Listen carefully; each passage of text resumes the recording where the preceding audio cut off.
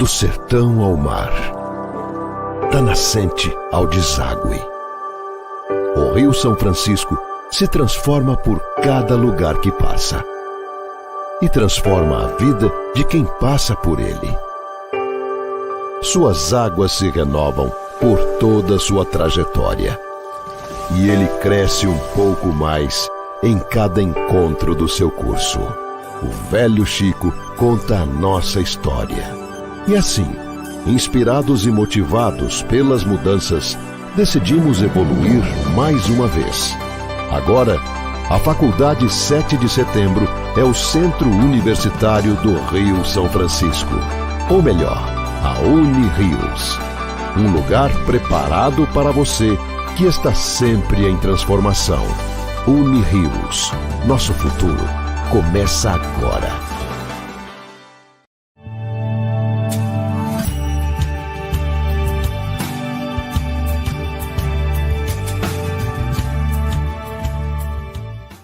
Salve, salve, queridos amigos. Bom dia, boa tarde, boa noite. Uma excelente madrugada para todos vocês que estão aí nos assistindo no IAJUF. Uma grande satisfação estar aqui com você, né, conversando sobre um tema, uma jornada de direito tributário massa para a gente trocar uma ideia. Então, você que está aí no chat, já me diga aí, por favor, de onde é que você fala, né, de onde você, qual a cidade que você reside. Eu, com muita satisfação, me chamo Felipe Duque, né, e estou aqui muito honrado de estar participando aqui desse convite, com colegas maravilhosos. Vocês viram Péricles ontem, né? Então, assim, eu acho que é um escárnio você conversar algo após Péricles. Péricles vai ser o último para falar, né? Ainda tem Murilo aí que conversou com vocês. Professora também Adriana Albuquerque, que foi minha professora também, assim, ao qual saludo. Bom, meus amigos, que legal conversar com você hoje. E quero que você esteja presente durante toda essa noite, no chat mesmo, para a gente conversar algo que, assim, é tão difícil falar sobre direito tributário, via de regra, né? E é algo que as pessoas atribuem como algo chato, algo massivo, algo cansativo. E hoje vai ser completamente diferente disso. A minha proposta hoje de conversar com vocês é de abordar esse tema, que é uma capacidade contributiva à luz do Covid, para que você reflita comigo. Você hoje, eu tenho certeza, sairá sabendo conversar com qualquer pessoa que fale sobre reflexos da pandemia e o efeito tributário. Não, e não é conversa de WhatsApp, não, viu, que você recebe vídeo e acredita, não. É realmente sobre algo que eu vou te convidar a conversar comigo. Reflexão.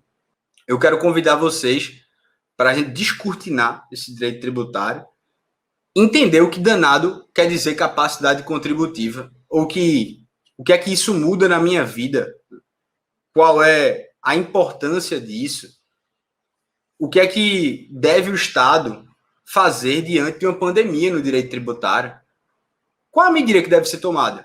Mas, vamos lá. O que é que eu quero trazer de ponto central, que eu acho que qualquer pessoa que trabalhasse ou que tivesse uma visão assim sincera de mundo pensaria diante de uma reforma não só tributária, tá? Porque eu nem vou discutir isso agora, não vale, mas esse tópico da capacidade contributiva, ele tem que estar inserida nela. Então você já vai ver tudo.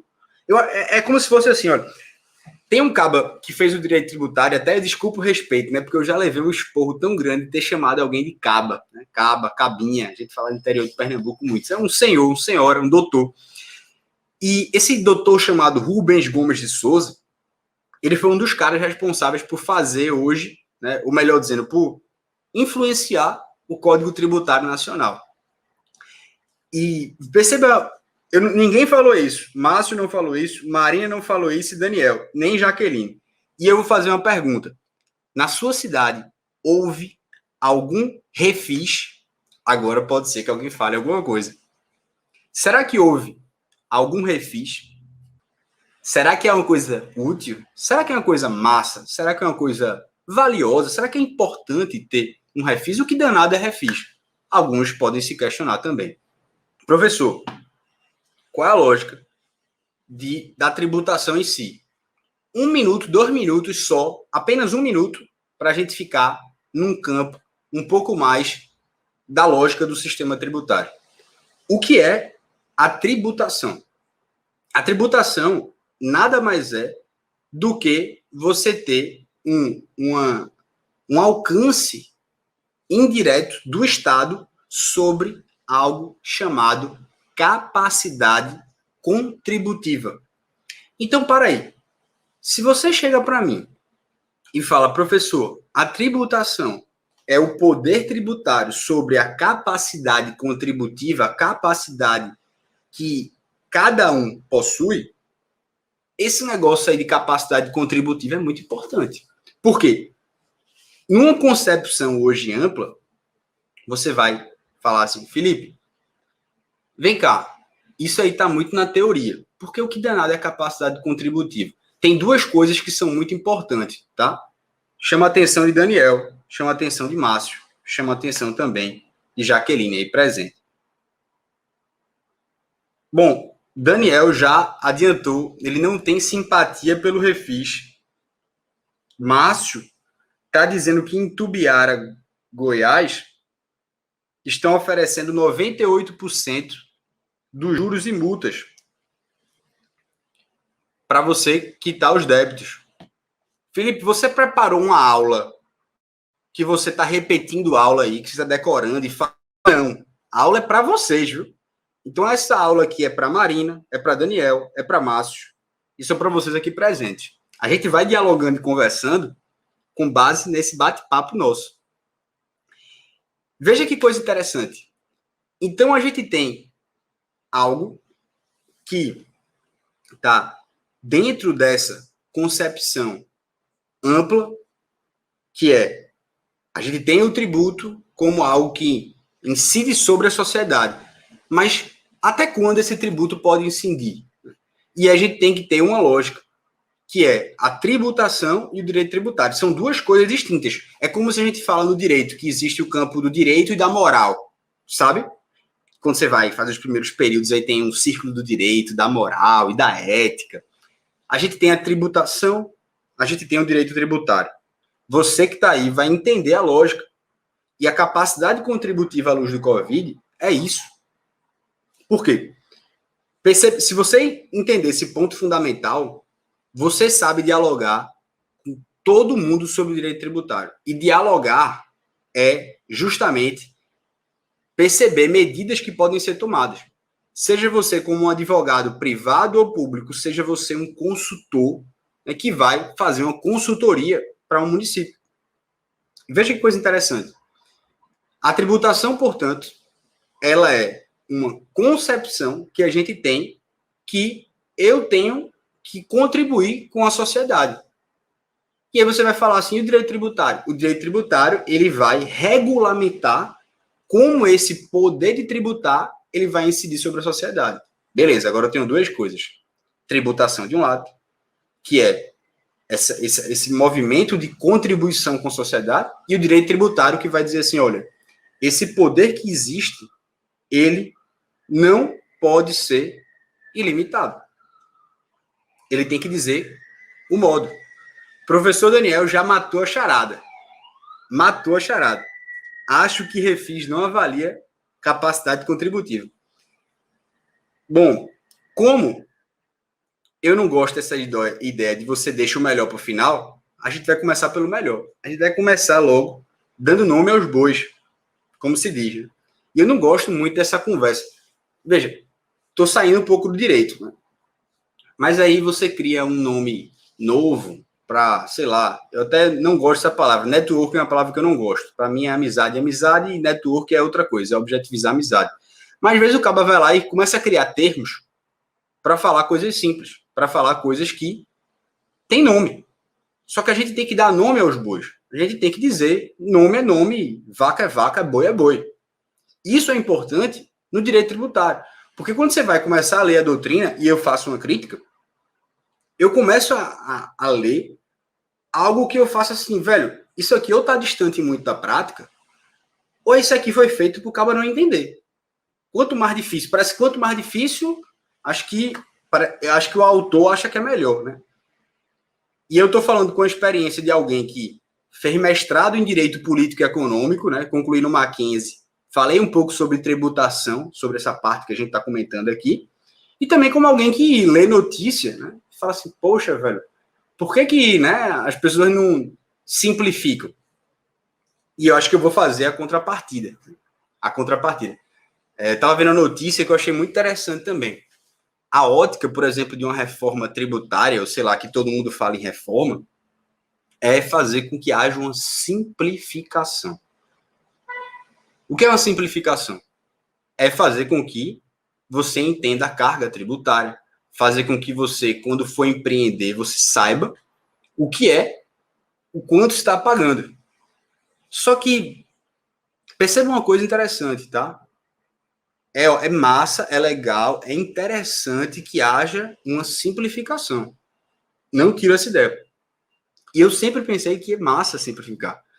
Mas aí, quando foi uma ministra do STJ, salvo engano, foi a ministra Regina Helena Costa do STJ, não estou seguro, eu vi a entrevista dela, falando sobre a reforma tributária, não recentemente, mas ela dizendo que haveria ter um cuidado, porque nem tudo pode ser também tão simples.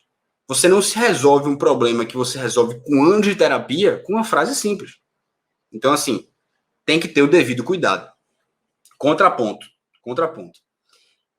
Então, claro, a tributação, e voltando para o ponto, ela vai ser algo que é inerente ao Estado.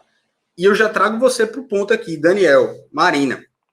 Vocês já viram aquele filme Joker? Que é o opositor lá do Batman, né? O cabo aqui tem o Batman e tem o Coringa. Eu acho que ele até ganhou o prêmio de melhor ator, né? Foi em 2020, 2020, né? 19, Felipe. 2019, não foi isso? Me corrija se eu estiver errado. Enfim, e perceba isso. Aquela cena do Joker, aquela cena do filme em que o sujeito está saindo lá no carro, ele está todo alucinado, talvez seja essa palavra, e ele olha para o lado e parece que está literalmente uma anarquia, ou seja, uma baderna, uma grande confusão, o pessoal fazendo um bocado de coisa na rua, e enfim, aquele negócio que a gente vê lá e fala, rapaz, que desordem da gota serena. Daniel usa esse vocabulário, né? Gota serena. Isso é uma coisa que está muito esculhambada, digamos assim. Aquilo ali, aquela cena, ela representa basicamente uma anarquia, ou seja, uma coisa que não tem um certo controle. E aí você olha para mim e vai falar, pô, Felipe, então quer dizer que se aquele estado de anarquia, aquele sem governo, quando alguém vai falar assim, olha, para mim é estado completamente mínimo, para mim eu acho que realmente, e eu não estou discordando dessa opinião, mas eu estou me posicionando só sobre uma coisa, há de ter uma organização estrutural mínima. Por quê? Porque uma anarquia, ela representa justamente a ausência do Estado. A tributação que a gente está conversando aqui e vai refletir isso à luz da capacidade contributiva, ela é inerente ao Estado. Se você tem um Estado totalitário, se você tem um Estado democrático, você tem que ter tributação. Independentemente de o Estado servir de instrumento da sociedade ou do Estado servir-se da sociedade, você buscar recurso privado para a manutenção desse Estado é uma constante na história. Não tem como você fugir disso. Ou seja, o que é que eu estou querendo te dizer? Que tributar significa impor um tributo. E aí o cara vai falar assim, como assim, professor? Tá vendo? Eu não falei que era uma coisa que você impõe, que você bota na marra, que você coloca corda no pescoço, que você... imposição, por si só, é uma palavra forte. Imposição reflete uma ideia autoritária. Mas não é isso que eu queria que vocês vissem hoje. Eu queria que você visse, e você só vai... Veja, tem alguns doutrinadores em direito tributário que eles... Para você ver como isso é tão profundo, essa conversa aqui, ela não dá em uma hora. Cabe em uma hora, professor? Não cabe. Tem tantos...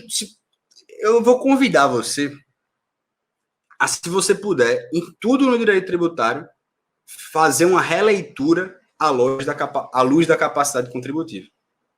Nossa, professor, é tudo assim, quer dizer que tudo no direito tributário cabe. Beleza. Mas o que danado é isso? Se você olhar para a tributação e entender que há uma imposição, é uma palavra forte, é uma palavra autoritária, mas essa imposição, no fundo, é um compromisso fundamental de você contribuir para que o Estado exista para a vida financeira. Beleza. As pessoas, professor, elas decidem viver em sociedade. Se elas decidem viver em sociedade, o Estado ele tem que contribuir para criar um benefício mútuo e também um benefício coletivo. Isso seja um Bolsa Família, isso seja um auxílio emergencial. Agora, a ciência política, ela vai nos ensinar que esse governo ele tem um custo. Esse custo, esse existir, esse prestar um serviço, faz com que haja uma necessidade de uma viabilização financeira. Então, você pode pensar, o que é que o Estado pode fazer? Vamos lá, eu tenho que fazer tudo isso. Eu posso, primeiro, ou promover extorsões sobre os outros povos, o Brasil começa a invadir outros povos, e como Roma fazia, né? Roma, antigamente, quando ele invadia um país, a forma... Veja, Roma não tirava o imperador. Roma invadia a Pérsia. Não tirava o imperador a Pérsia. Ele fazia, Pérsia, fica aí, fica no teu cantinho, continua sendo o imperador, você, mas você me paga todo mês um tributo. Aí, perceba, por isso que essa concepção de tributo, ela é uma concepção de imposição autoritária, que todo mundo tem na cabeça, mas você não vai ter mais. Por quê? Porque, historicamente, o tributo sempre foi visto como imposição. Não sei se é o pensamento de Marina, de Daniel, de Márcio. Tributo como imposição. O Estado pode fazer o quê? Ou ele vai invadir outros povos e pede extorsão, ou então ele vai receber uma doação voluntária, ou então o Estado ele pode, por exemplo, oferir uma renda a partir da exploração econômica do seu bem. Ele pode simplesmente falar, a praia está aí, quem quiser ir para Fernando de Noronha vai ter que pagar um valor muito acima do custo. Ou então ele pode exigir de maneira um pouco até coativa com tributo ou com sanção. O Estado pode pedir empréstimo. O Estado pode fabricar dinheiro. O Estado pode estar em guerra com os povos constantemente. Mas perceba, essa concepção do Estado atual opta por se viabilizar de maneira primordial através da tributação. É a partir dos tributos que toda a sociedade se organiza. Ponto. Conclusão substancial. Só temos sociedade se houver tributação. Se você enxerga aquela cena do Joker, ali não há sociedade, ali não há Estado, ali há uma completa anarquia. Então, nós já temos um pressuposto básico. Temos que ter a tributação. Não nego, temos que ter. Até, inclusive, eu cito aqui uma curiosidade, né? Tem um juiz norte-americano, que é Oliver Wendell. Eu sou péssimo no inglês, me perdoem, mas tem uma frase desse juiz, que é taxes are what we pay for civilized societies. Terrível, virou meme, dane-se, eu tô querendo só ser sincero com você. A tradução, basicamente, é o seguinte: os tributos, eles são aquilo que nós pagamos para ter uma sociedade civilizada. E essa frase, ela é a frase de uma fachada quando você vai nos Estados Unidos, no prédio da Receita Federal. Ele diz basicamente isso. Tributo é o preço que se paga para ter uma sociedade civilizada. Está na fachada de Washington, D.C.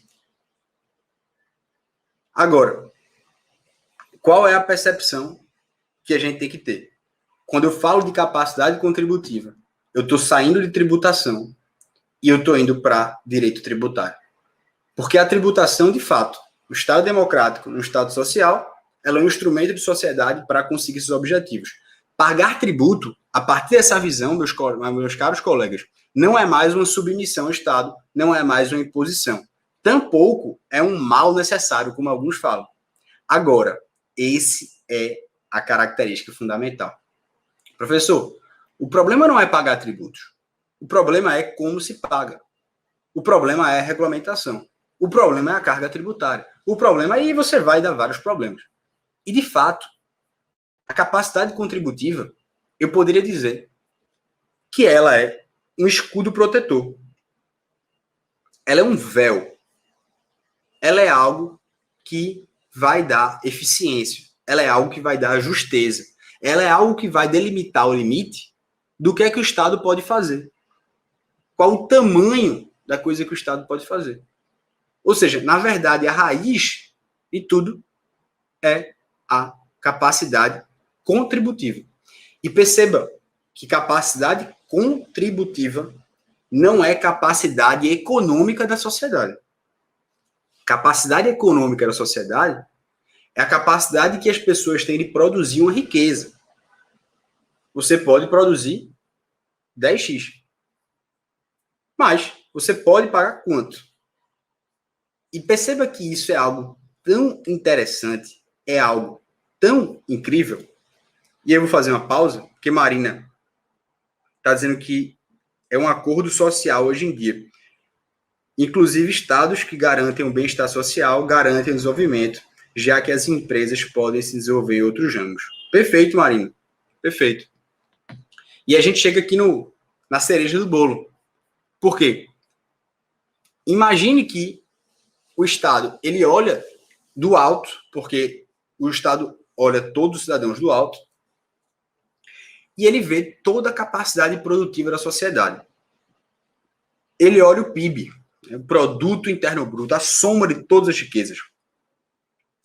A partir disso, ele vai ter uma ação efetiva, ele vai ter uma ação bem articulada, que chama-se de política pública tributária, que nem todo mundo obedece, obviamente, mas ele tem aquela visão macro.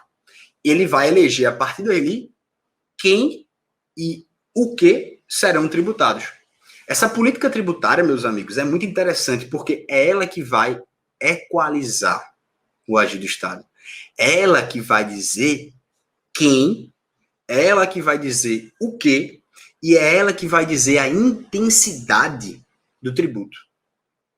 Perceba que coisa fantástica, ou melhor dizendo, Felipe, na teoria isso é bonitinho, quero ver na prática. Mas, gente, é a teoria que, aplicando, a gente modifica a realidade. E ponto. Não é a prática pela prática. É sabendo isso que você vai fundamentar um parecer seu, uma peça sua. É aqui que você vai ter toda a base doutrinária para falar sobre direito tributário. Então, quando a gente constrói uma política pública, né, que tem qualquer política pública em direito tributário, qual é a base? Isonomia. Já adianto. Por que o professor Daniel ele não concorda com o refis? Professor Daniel, por que você não concorda com o refis? Porque ele não avalia a capacidade contributiva. Pergunta. Adiante, por favor. Então, perceba. A tributação ela tem que se dar de maneira materialmente isonômica. Se você percebeu, eu fiz um recorte. A isonomia tem que se dar de maneira material. Porque se for a isonomia formal de Rui Barbosa, que todos são iguais perante a lei, sem preconceito de sexo, raça, cor, religião, artigo 5º da Constituição Federal, isso é isonomia formal. Professor, tu tá falando uma viagem danada. Eu não tô entendendo nada e eu tô achando que isso aqui não é útil. Eu tô jogando a corda, o nó, e a gente tá costurando aqui. A gente vai costurar tudo, viu? Quero ver se você tá atento aí. Preste atenção. Sai do Instagram. Você já marcou, @Felipe_Duque, agora sai do Instagram. Volta aqui pra aula. Venha pra cá você. Toma uma água, um café, mas volte. Veja. É óbvio. Se você falar comigo que é uma equação, ela é difícil, é uma equação complicada. É uma equação difícil de você acertar. Para você dizer justamente quais são as espécies tributárias, a intensidade que você vai dar a essa espécie tributária e como você vai distribuir. Agora, perceba que coisa interessante. E a gente chega na nossa capacidade contributiva. Porque essa tributação, ela não pode apanhar em uma riqueza que esteja indo além do chamado mínimo existencial. Ou seja, aquilo que é para a sobrevivência do cidadão. Não sei se você sabe o que é isso, mas o ministro Fachin, do STF, na tese de doutoramento dele, ele escreveu sobre a doutrina, né, do patrimônio mínimo. Doutrina do patrimônio mínimo. Ou seja, ele induz que todos os cidadãos devem possuir um patrimônio mínimo para sua subsistência, para sua existência. E é para existir, professor? Não. É para existir com dignidade. É para existir com base na dignidade da pessoa humana. Então, o sujeito, ele tem que existir para ter uma vida digna. Beleza. Fechado? Professor, puxa uma perninha, vá. Qual a perna? Já escutaram falar de bem de família? O bem de família, que está lá na Lei 8.009 de 1990, ela é uma extensão da teoria do patrimônio mínimo. Porque ela induz, portanto, que você tem que ter um mínimo para viver com dignidade. Então, a tributação, ela tem uma limitação. A tributação da sociedade, para que ela seja justa, ela não deve retirar de quem já recebe somente os recursos mínimos para a sua existência. Se a tributação, ela parte nesse mínimo existencial, se ela abocanha, se ela pega, a gente chega em algo chamado efeito confiscatório. E o que danado é confisco? O que é confiscar? Confisco, no fundo, é você ter uma tributação destrutiva. É você destruir o tema do nosso encontro. Destruir a capacidade contributiva. As pessoas que estão dentro da sociedade produzem a riqueza. E a partir dessa riqueza que elas produzem, elas têm capacidade de produzir mais riqueza. E essa força motriz, ela não pode ser destruída pelo Estado. Como a colega Marina falou, ela tem que ser estimulada. Então, quando você deriva por meio dos tributos e você deriva parte dessas riquezas produzidas na sociedade, o Estado, ele não pode ser destrutivo, mas o Estado tem que ser construtivo. Ele tem que induzir a produzir mais riqueza. Então, a questão dessa capacidade contributiva, ela é o princípio central de tudo. E, Felipe, tu tá tirando isso da tua cabeça? É uma conversa informal mesmo, é uma roda? Não, eu não tô com meu café nem meu chá aqui, mas é um bom café, um bom chá. Tem um doutrinador, melhor dizendo, um economista dos Estados Unidos chamado Arthur Laffer. Se você quiser, pode pesquisar. Arthur Laffer. Arthur Laffer criou, nos anos 70, uma representação teórica para o que ele chamava de elasticidade da receita taxável. Elasticidade da receita taxável. O que danado é isso? Tem gente que chama isso da curva de Laffer. Ou seja, ele demonstrava que a taxação, ela, no seu limite, ela não trazia receita ao governo. Felipe, eu não entendi nada. Ou seja, ele mostrava alíquotas de 0% e 100% e falava, olha, isso aqui vai produzir o mesmo efeito prático. Você pode cobrar 1% daquele negócio. Se você cobrar 60%, você não vai aumentar a sua tributação. Ou seja, o Estado ele não pode tributar além de determinado limite.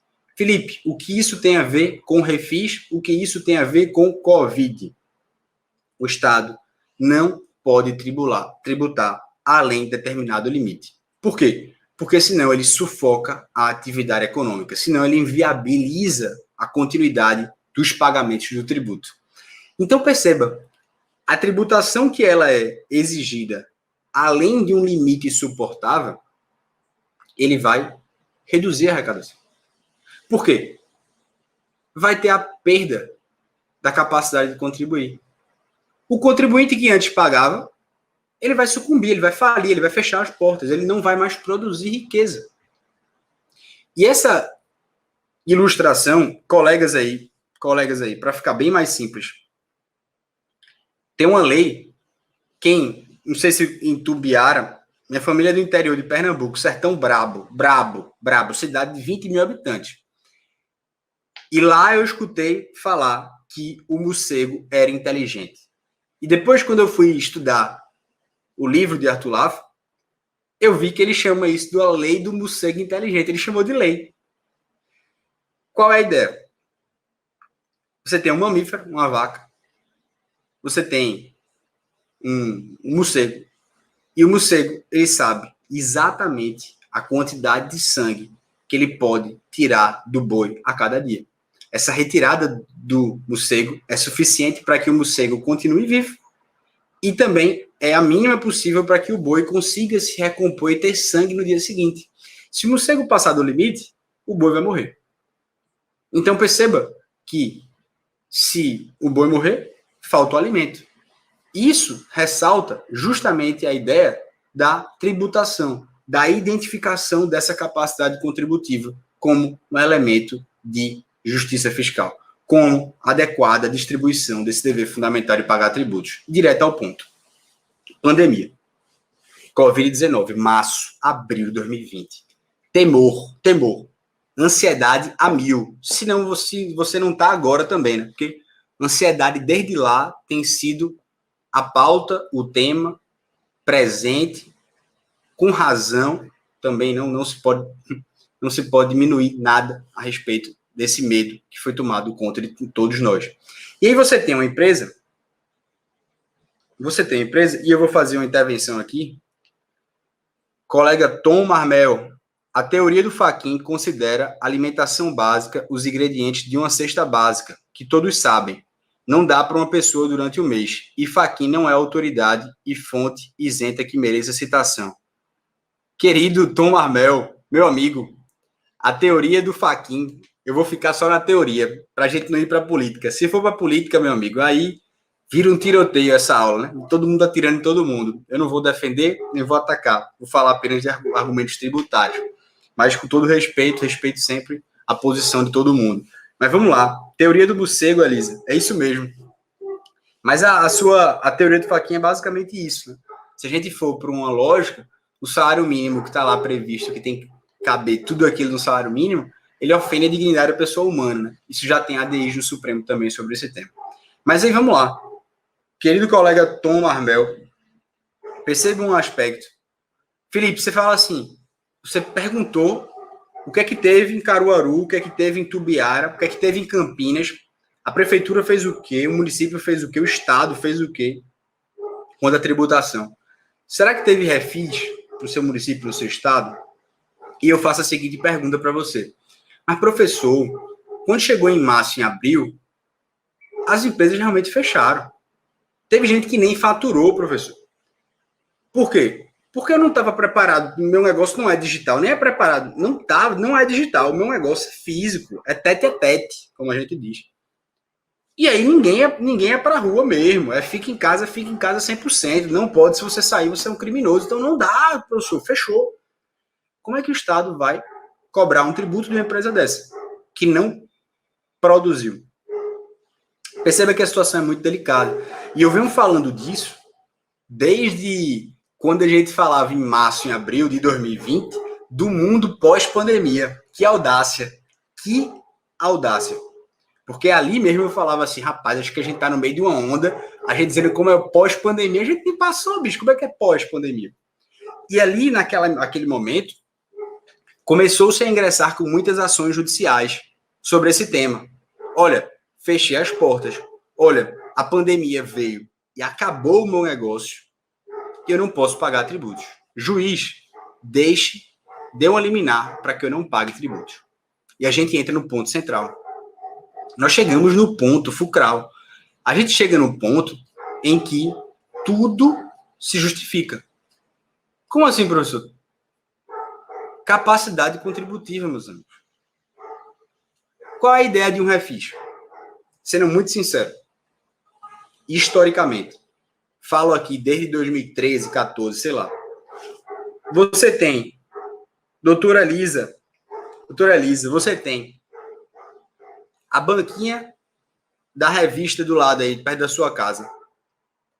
que todo mundo passava ali para pegar o ônibus, consumir alguma coisa, que estava ali sempre pronta para se ver as pessoas ao redor.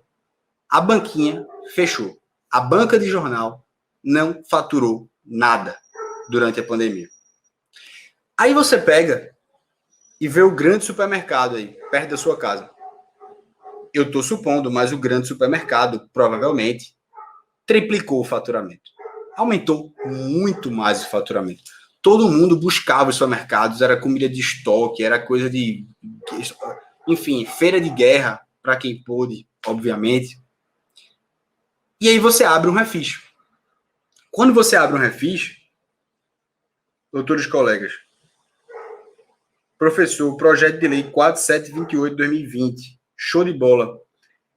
No Brasil, Tom Marmel, no Brasil, criam municípios que não conseguem sustentar sozinho, não possuem meios e passam a depender do Estado como um todo. Excelente crítica, Tom Marmel, excelente crítica. É um ponto também que tem projetos, né, de emenda constitucional para desagregar alguns municípios, né, sobre essa perspectiva, em que municípios com menos de 15 ou 20 mil habitantes seriam em tese extintos, justamente pela questão da viabilidade, ou enfim, por tentar demonstrar que não seria necessária uma organização. Tema que merece um grande debate e que, obviamente, eu não tenho expertise para falar sobre ele agora. Mas, no tema de Márcio, é o que a gente vai conversar sobre isso.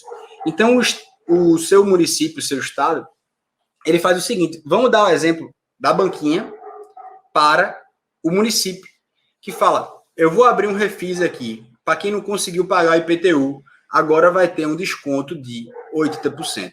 O dono da banca, a pequena loja que estava lá, que fechou realmente, ela fala, rapaz, que mão na roda, que coisa excelente, porque eu não conseguia pagar os tributos e agora saiu uma possibilidade de eu fazer um refis. Refis, em palavras vulgares, seria um parcelamento. Eu vou parcelar, eu vou tirar juros e multa. Quem foi que falou aqui no chat? Estou tentando abrir e alguém me disse que a gente teria juros e multa. Né? Alguém teria redução de juros e multa, melhor dizendo. Estou tentando achar. Acho que 90%, né, de redução de juros e multa. Então, a redução de 90% de juros e multa seria um refis, um parcelamento, mas dizendo, olha, vocês não precisam pagar nada. Ou melhor dizendo, 90% vocês não precisam pagar. Aí o seu João da banquinha, ele vai dar um sorriso. Mas a gente descobre que o dono do grande supermercado devia 3 milhões de reais. Veio a pandemia, como a colega falou, né? A colega Marina. Agora ele deve 6 milhões com a pandemia. Aí ele olha para a notícia e fala, opa, meu IPTU aqui, eu vou fazer um parcelamento, aderir a parcelas, e vai reduzir 90% dos juros e multa. Nossa, velho. Você não tem noção como cidadão, como isso me consome. Professor, você é contra parcelamento? De jeito nenhum. De jeito nenhum. Mas você lembra que o que a gente precisa fazer é que a tributação ela tem uma isonomia material e não uma isonomia formal. Professor, eu não captei vossa mensagem, escolinha do professor Raimundo. Alguém captou vossa mensagem?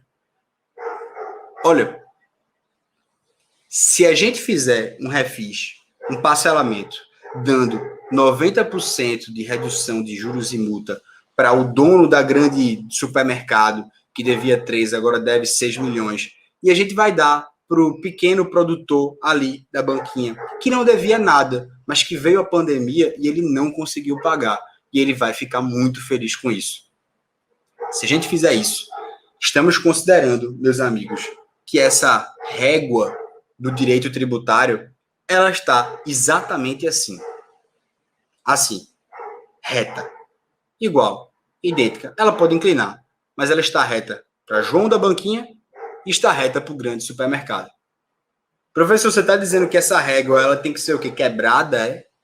Essa régua precisa ser ondulada. Ela precisa ser ondulada. Como assim, professor? Que isonomia do cão é essa?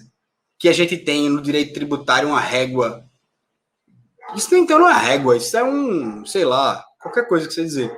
Mas é isso, meus amigos. Porque quando eu falo de um refis, que o colega, o professor Daniel, especialmente falou que não obedece à capacidade contributiva, eu estou te dizendo que eu estou dando condições iguais para pessoas diferentes aderirem ao mesmo benefício fiscal. O que significa isso? Significa que eu não estou olhando para a individualidade de cada pessoa.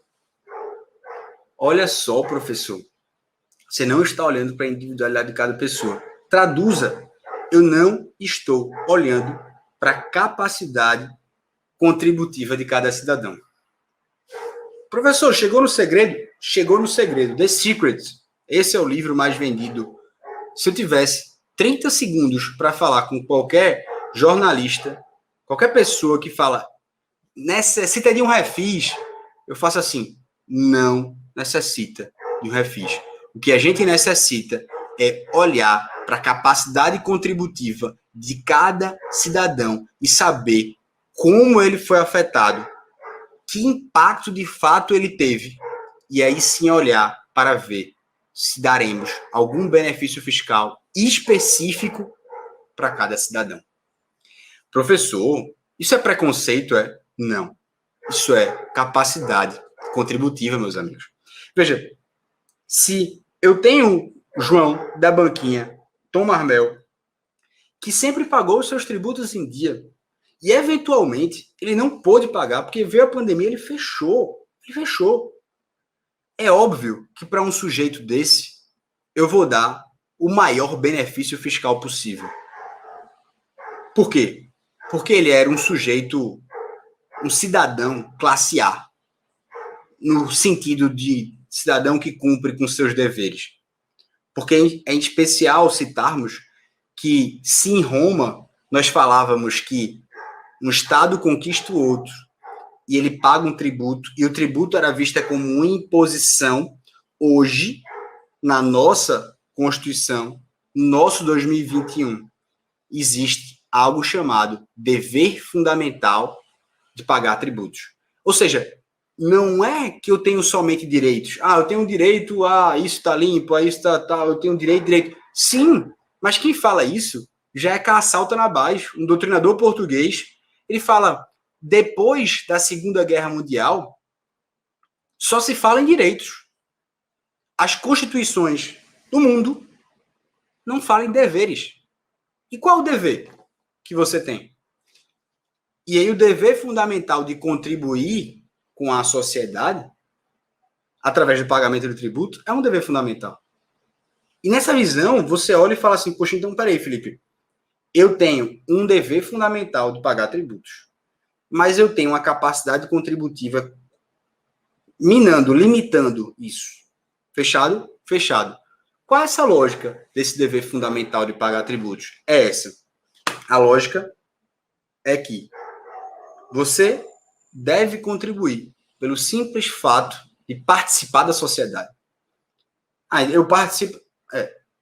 O fato de você morar na República Federativa do Brasil, você tem que contribuir. Contribui com a sociedade para alcançar essa dignidade da pessoa humana. Por causa do objetivo fundamental previsto no artigo 3º e 1º da Constituição Federal, construir uma sociedade livre, justa e solidária. Beleza, já entendi. Voltemos para o refis. Então, veja. Para esse João da banquinha... Opa, obrigado. Virei meme de novo. Então, veja. Para esse João, eu vou dar o maior benefício fiscal. Agora, para o supermercado, que devia 3 milhões de reais antes da pandemia, já faturava muito, mas não queria pagar.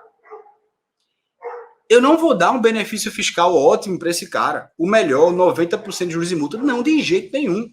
Porque esse é o típico cara que Marina falou, que é o chamado devedor quanto mais. Ele é o cara que paga uma parcela, duas, rescinde. Paga a parcela para ter a suspensão da exigibilidade do crédito tributário, consegue alguma coisa, rescinde e acabou-se. Continua sem pagar tributos. Para esse cara, o benefício fiscal ele tem que ser menor. Isso por quê? Porque a régua do direito tributário tem que ser diferente. Para o João, maior benefício fiscal, bom pagador, ocasionalmente não pôde pagar, fechou a empresa, deu errado o negócio, vamos resolver. Agora, para esse cara aqui, devedor quanto mais, pratica fraude tributária, constitui empresa para faturar, outra empresa para praticar o fato gerador, faz enfim, tudo que é de errado, eu vou conceder o mesmo benefício fiscal para esses dois de jeito nenhum. Isso é um atentado à capacidade contributiva. E por que capacidade contributiva à luz do Covid?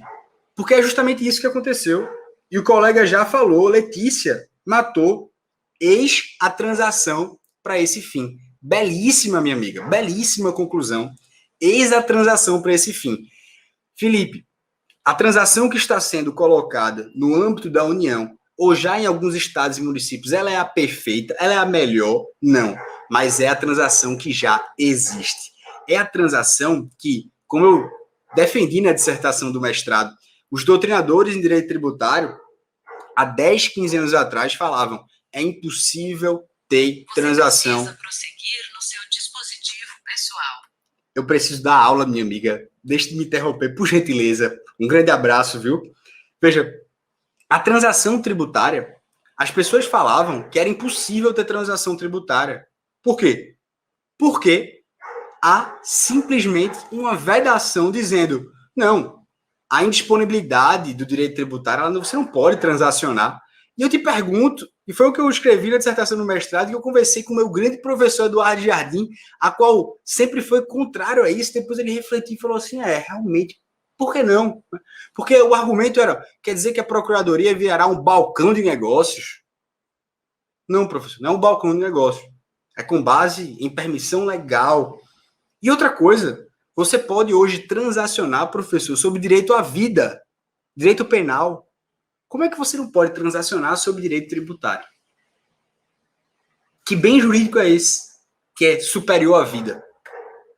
Então, eis aí, Letícia, a transação. Porque na transação, você considera a capacidade contributiva de cada cidadão. Aspectos relevantes, Estados Unidos. O que é que os Estados Unidos fez, professor, à luz da capacidade contributiva? No Covid-19, começou-se a trabalhar a transação, Letícia, com base nessa capacidade contributiva. Mas de que forma? E veja que forma espetacular. Não sei se você já viu aquele seriado Suits, né, que tem. Claro, são duas pessoas lá, casos hipotéticos, é um bom passatempo, mas enfim. A ideia só era o seguinte, o sujeito solicita, a empresa solicita que seja feita uma transação. Ela fala, olha, eu fui afetado, eu faturava 5 mil, agora eu estou faturando R$1.000 por causa do Covid-19 e por isso eu quero parcelar minhas dívidas tributárias, eu quero que você dê uma maior isenção de juros e multa. É basicamente o que pode ser feito hoje com a transação também no Brasil. Mas aqui tem um plus. Nos Estados Unidos, o sujeito, a empresa, quando preenche esses dados, caso aqueles dados estejam inverossímeis, estejam errados, a empresa pratica um crime. É o crime de pé-juro, né? Isso não é isso que eu acho que eu esqueci o termo agora. Mas, enfim, é o fato de você contar uma mentira. Então, se você pede um benefício fiscal ao qual você não tem direito, se você troca qualquer tipo de, enfim, informação, você está se responsabilizando. Isso é uma coisa que a gente ainda não tem no Brasil, não tem lei para isso, mas veja como seria talvez até, claro, não estou dizendo que seria maravilhoso, não seria isso. São vários aspectos que precisam ser aperfeiçoados para que a gente consiga, de fato, chegar nessa capacidade contributiva. A Receita Federal, os órgãos do Estado, do município, eles já têm uma base de sua capacidade contributiva. Eles têm uma base sobre isso. E isso é importante que seja utilizado. Então, por isso que vocês que estão aqui, né, estejam aqui presentes, saibam disso. A capacidade contributiva, ela precisa ser utilizada. É necessário que você saiba quem é o João, quem é Felipe, quem é a Silvana, quem é a Letícia, quem é a Marina, quem é o Tom. E aí você está vendo justamente sobre os aspectos da tributação, identificando os contribuintes. Eu não posso dar o mesmo parcelamento para duas pessoas se elas têm capacidade contributiva diferente. Veja, um dos maiores devedores tributários hoje no país são os grandes bancos. Isso, os grandes bancos são responsáveis por grande parte da dívida pública. Aí você considerar o mesmo benefício fiscal para uma grande empresa dessa que deve bilhões, a pessoa que deve 5 mil reais. Se ela é uma boa pagadora. Se esse aqui é um mau pagador. Então, por isso que, e aí eu ratifico, existe um projeto de lei justamente do devedor quanto mais. Em alguns estados, ele já existe. Eu sei que no Rio Grande do Sul existe. Ou seja, o que é difícil hoje no direito tributário? Você qualificar o bom pagador e o mau pagador. Isso é necessário? Indispensável. Por quê?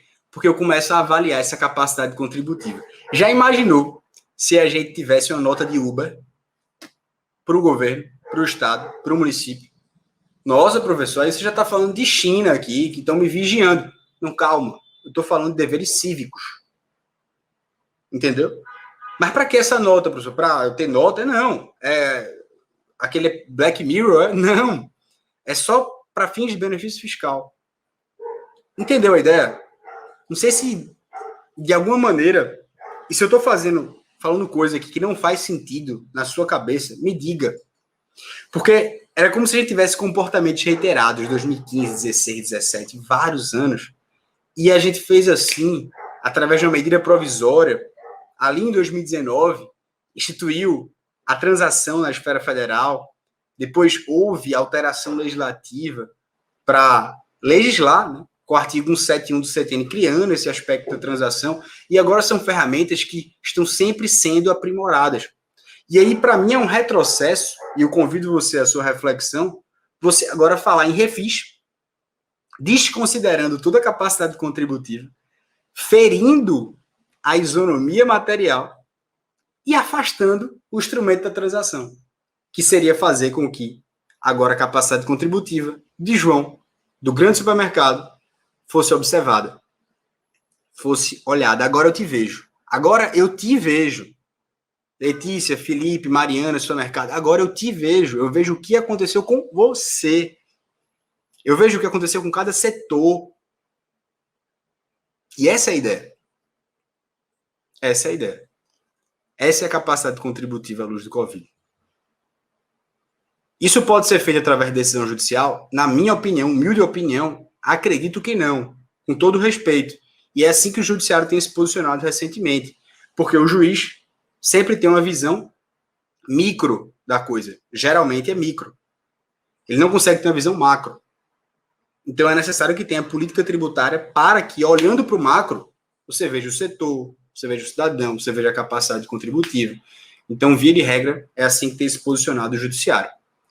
Queridos amigos, me compadeço aqui, sensibilizo com todos aqui presentes, deixo essa reflexão para que vocês pensem, traduzam, conversem aí, jogam fake news aí no grupo do WhatsApp, para ver se a turma começa a falar mais de transação do que refis. Exclua essa palavra da sua vida, refis, se puder.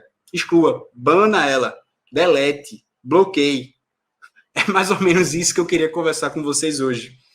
Tem um ditado americano, né, que a turma diz que se você estiver na mesa, sentar-se numa mesa e você sentir que você possui um grau de inteligência superior a qualquer uma das pessoas sentadas, você está na mesa errada. E se eu sentar com esses 4, eu tenho certeza que eu estou na mesa certa. Certeza. Porque eu só tenho ouvidos, só os escuto, anoto muito e saio de alguma maneira melhor, saio de alguma maneira mais fortalecido, saio de alguma maneira melhor do que eu entrei. E isso, para mim, basta. É isso que vocês estão aí com profissionais excelentes como Adriana, Murilo e Péricles, a qual os admiro muito. Uma ótima noite, fiquem com Deus e nos vemos em breve. Nos vemos um até já. A vida sempre é um até já. Até mais, pessoal. Boa noite.